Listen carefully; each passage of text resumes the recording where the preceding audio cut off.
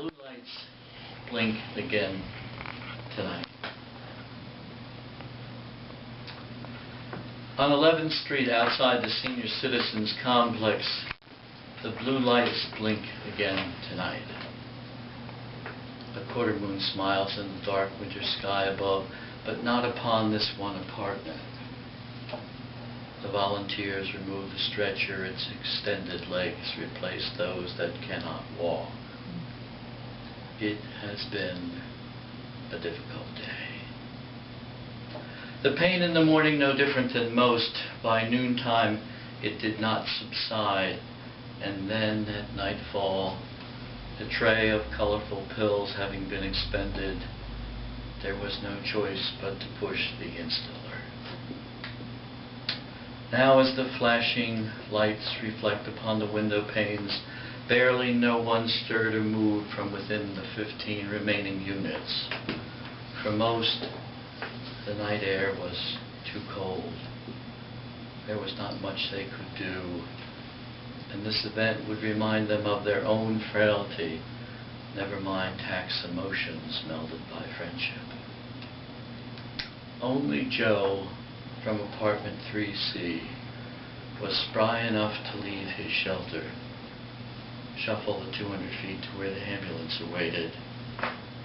There upon the stretcher he saw her, awake but in agony.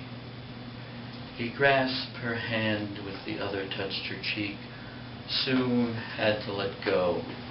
He could not keep pace with the young attendants. As they lifted her into the back, they asked if he was family.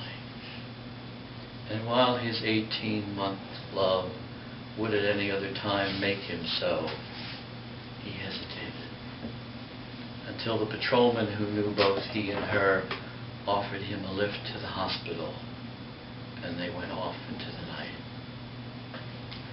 She, touched by the 20 seconds of his presence, momentarily forgot her circumstance.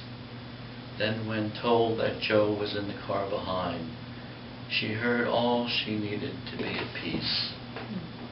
Silently closed her eyes. When the straight line beep signaled an emergency, they did not panic, nor did they grab the paddles to bring her back to her world of suffering, much as she was shocked as a babe when first brought into the world. There was no useful purpose. They had made this trip before, knew her wishes. They would ride in this procession, planning only to attend to Joe when they told him the news in the hospital waiting room. Wow.